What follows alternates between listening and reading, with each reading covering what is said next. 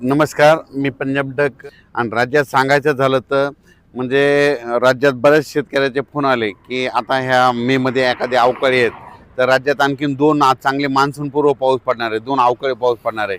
म्हणून हा अंदाज सर्व शेतकऱ्यांना लक्ष यायचा. तर राज्यामध्ये 8, 9, 10च्या दरम्यान सांगायचं झालं आपण मराठवाड्याकडे वळू.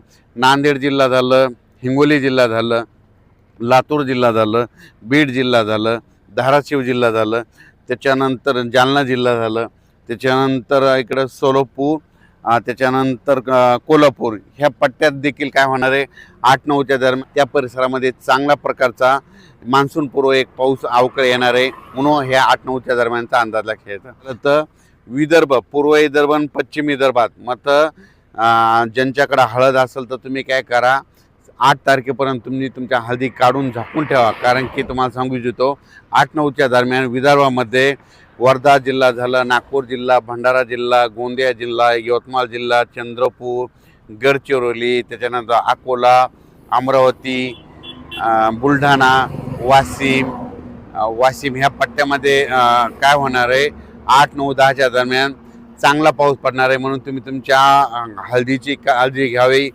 हळद असेल तर झाकून ठेवावे. कारण की हा पाऊस विदर्भामध्ये जरा हे जास्त राहणार आहे, पूर्व विदर्भ आणि पश्चिम विदर्भात जास्त प्रमाण राहणार आहे. म्हणून हा अंदाज विदर्भातल्या सर्व शेतकऱ्यांनी सर्वप्रथम लक्षात घ्यायचा. त्याच्यानंतर राज्यात सांगायचं झालं तर मग नंतर परत आणखीन पाऊस येणार आहे का, तर राज्यातल्या सर्व शेतकऱ्याला सांगू इच्छितो की आजपासून कंप्लीट 35 दिवस पाऊस राहिलेला आहे. तर तुम्ही काय करा, शेतीचे कामे आटपून घ्या. कारण की तुम्हाला हे अवकाळी पाऊस सुरू झाल्याच्या नंतर तुम्हाला वेळच भेटणार नाही. आणखीन परत एक सांगू इच्छितो की 14 मे ते 20 मेच्या दरम्यान चांगला राज्यात पावसाळ्यासारखा मान्सूनपूर्व पाऊस येणार आहे. म्हणून हा अंदाज सर्व शेतकऱ्यांनी लक्षात द्यायचा. मग ते पाऊस सांगायचं झालं तर जास्त पश्चिम महाराष्ट्राकडे म्हणजे सातारा, सांगली, पुणे जिल्हा, अहिल्यानगर जिल्हा, नाशिक जिल्हा, नंदुरबार जिल्हा, त्याच्यानंतर इकडं सोलापूर जिल्हा, त्याच्यानंतर बीड जिल्हा, धाराशिव जिल्हा, लातूर जिल्हा, जालना जिल्हा, परभणी जिल्हा ह्या पट्ट्यामध्ये चांगल्या प्रकारचा तो मान्सूनपूर्व पाऊसमध्ये येणार आहे. म्हणून तुम्ही शेतकऱ्यांनी काय करायचं, ज्यांची हळद असेल तर तुम्ही काय करा, त्या 14 तारखेपर्यंत ते देखील अंदाज घ्या. त्याचा अंदाज 24 तर पुन्हा दिलेलाच जाईल. पण राज्यात मात्र सध्या तरी 8, 9, 10च्या दरम्यान एक पाऊस येणार आहे आणि त्याच्यानंतर 14 ते 20च्या दरम्यान एक पाऊस येणार आहे. राज्यातल्या सर्व शेतकऱ्याला सांगू इच्छितो की हे 8, 9, 10च्या दरम्यान हे पाऊस पडणार आहे.